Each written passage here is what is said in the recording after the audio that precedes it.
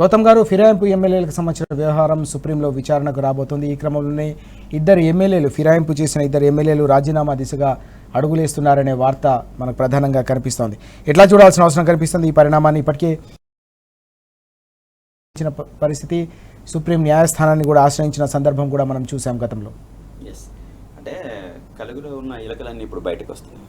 అంటే గతంలో ఉన్న మన బీఆర్ఎస్ పార్టీ చేసిన కృషి ఏదైతే ఉందో, రాజ్యాంగానికి విరుద్ధంగా ప్రజాస్వామ్యానికి పెట్టిన దెబ్బ పడే విధంగా కాంగ్రెస్ పార్టీ ఏదైతే వ్యవహరిస్తూ ఉందో దానికి వ్యతిరేకంగా ఇక్కడ స్టేట్లో కావచ్చు, అక్కడ సెంట్రల్లో కావచ్చు, సుప్రీంకోర్టు గడప దొక్కి మన పార్టీ ఈ ఖచ్చితంగా నిర్ణయం తీసుకోవాల్సిందే, ప్రభుత్వం ఈ ఫిరాయింపుల మీద నిర్ణయం తీసుకోవాల్సిందని చెప్పేసి మనం చెప్తే ఎక్కడా కూడా ప్రభుత్వం ఎక్కడా స్పందించలేదు. స్పీకర్ గారు ఒక న్యాయబద్ధమైన ఒక పొజిషన్లో ఉన్న తర్వాత, ఒక ఉన్నతమైన పొజిషన్లో ఉన్న తర్వాత ఓపెన్గా వాళ్ళు చేసిన అంటే ఫిరాయింపైన విషయాలు అన్నీ తెలిసి కూడా దాన్ని సంరక్షించుకునే స్థితి వైపు ఉన్నాడు తప్ప ఇది ప్రజాస్వామ్యానికి విరుద్ధము, చట్టబద్ధంగా లేదు, ఖచ్చితంగా దీని మీద యాక్షన్ తీసుకోవాలని చెప్పేసి ఎక్కడా అనుకోవట్లేదు. ఈరోజు సుప్రీంకోర్టు నిర్ణయం తీసుకున్న తర్వాత పరువు పోయేది స్పీకర్ గారిదే. ఒక 3 నెలల సమయం ఇచ్చి ఈ సమయాన్ని బట్టి ఖచ్చితంగా దీని మీద మీరు యాక్షన్ తీసుకోండి, దీంట్లో మేము తలదూర్చే విధంగా చేయకండి అని చెప్పేసి చెప్పిన తర్వాత కూడా, క్లియర్ కట్గా నోటీస్ పెట్టిన తర్వాత కూడా ఇప్పటికీ కూడా వాళ్ళు ఏదో డ్రామాలు చేసి పిలిచి ఏదో మాట్లాడి ఏది పంపించడం తప్ప వాళ్ళు చేసింది ఏం లేదు.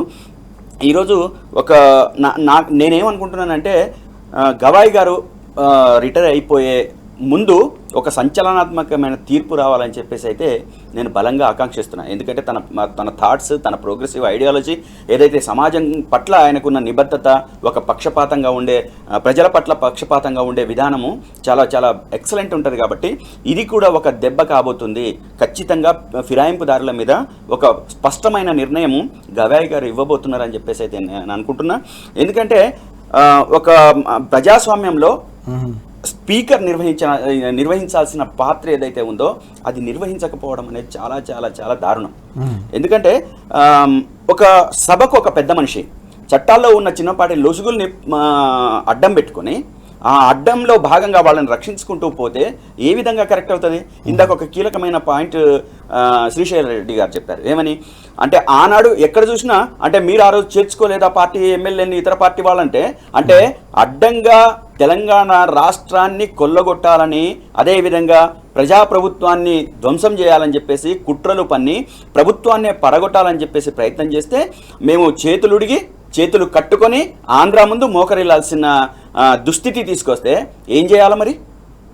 ఈ రాష్ట్రాన్ని కాపాడుకోవాలి, ఈ రాష్ట్రంలో ఉన్న ప్రజల్ని కాపాడుకోవాలి, ఈ రాష్ట్రంలో ఉన్న సంపదని కాపాడుకోవాలి, ఈ సంపదని ప్రజలందరికీ పంచిపెంచడంలో ఒక ప్రముఖమైన పాత్ర పోషించాలని చెప్పేసి ఆ రోజు కేసీఆర్ గారు ఆలోచన చేసి మేము లీగల్గానే చేసిన పని, ఇల్లీగల్గా పార్టీ ఫిరాయింపు కాదు, మొత్తం ఒక టీము వాళ్ళ విలీనమైన సందర్భం. దాన్ని పట్టుకొని మీరు చేయలేదని చెప్పేసి మాట్లాడుతున్న సోకాల్డ్ ఇంటలెక్చువల్స్ ఈరోజు ఆలోచించాల్సిన అవసరం ఉంది. ఆనోడు మాట్లాడిన వాళ్ళు ఏవైతే ఉన్నారో, అంటే ప్రభుత్వం చేసింది లేకపోతే కేసీఆర్ గారు చేసే నోరు పారేసుకున్న సోకాల్డ్ మేధావులు ఎవరైతే ఉన్నారో ఈరోజు బయటకు రావాల్సిన అవసరం ఉంది, బయటకు వచ్చి మాట్లాడాల్సిన అవసరం ఉంది. ఈరోజు ఈ ఎమ్మెల్యేలు ఈ విధంగా చేసుకుంటూ పోతే, ఈ విధంగా రాజీనామా చేయకుండా వాళ్ళు ఇష్టారీతన చేసుకుంటూ పోతే తెలంగాణకు అంతిమంగా నష్టం, తెలంగాణ ప్రజలకు అంతిమంగా నష్టం. కాబట్టి సుప్రీంకోర్టు ఈరోజు గవాయ్ గారు ఒక మంచి తీర్పు ఇవ్వబోతున్నారు. అదేవిధంగా దానం గారు, అదేవిధంగా కడియం శ్రీహరి గారు ఏదైతే ఈరోజు అటువైపుగా అడుగులేస్తున్నారో, ఇది ఆషామాషి అడుగులు కాదు. వాళ్ళతోని బీఆర్ఎస్ పార్టీ ఒక ఒత్తిడి తీసుకొచ్చి, మొత్తం చట్టబద్ధంగా ఒత్తిడి తీసుకొచ్చి సాధిస్తున్న విజయంగానే మేము చెప్పదలుచుకున్నాము. అనేక విజయాలలో ఇటువంటి ఒక ప్రజాస్వామ్యాన్ని పరిరక్షించే విధంగా కూడా మా పార్టీ ఖచ్చితంగా ఒక స్పష్టమైన అడుగులేస్తూ ఉంది. మా కేసీఆర్ గారు, కేటీఆర్ గారు, హరీష్ రావు గారు ఒక స్పష్టమైన దూరదృష్టితో అడుగులేస్తున్న పరిస్థితి ఉంది.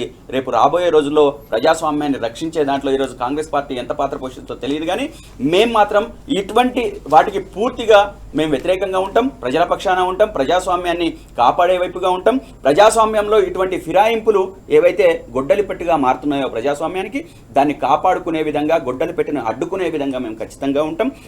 వీళ్ళు ఇప్పటికే రకరకాలుగా డ్రామాలు ఆడకుండా వెంటనే రాజీనామా చేయాలి, ప్రజల యొక్క ఆమోదం తీసుకోవాలి. వాళ్ళకి అనుకూలం వస్తుందా వ్యతిరేకం వస్తుందా తర్వాత సంగతి, కానీ ముందైతే రాజీనామా చేయాలి, చేసి ఎన్నికల్లో వెళ్ళాలి. అంటే ఫిరాయింపు చట్టాలు చేసేది కాంగ్రెస్ ప్రభుత్వమే. ఈ ప్రభుత్వం ఆనాడు చేసిన దాన్ని ఈ రోజు కాపాడుకునే విధంగా మళ్ళీ రాజీనామా చేసిన వాళ్ళందరినీ కూడా కాపాడుకునే విధంగా వ్యవహరించడం కాంగ్రెస్ పార్టీ చేస్తా ఉంది. ఇది గొడ్డలి పెట్టు లాంటిది. వెంటనే వీళ్ళు రాజీనామా చేయాలి, మొత్తం 10 మంది రాజీనామా చేయాలి. వాళ్ళు వెళ్ళినని చెప్పేసి స్పష్టమైన ఆధారాలు ఉన్నాయి, కండువాలు కప్పుకున్న స్థితి ఉంది.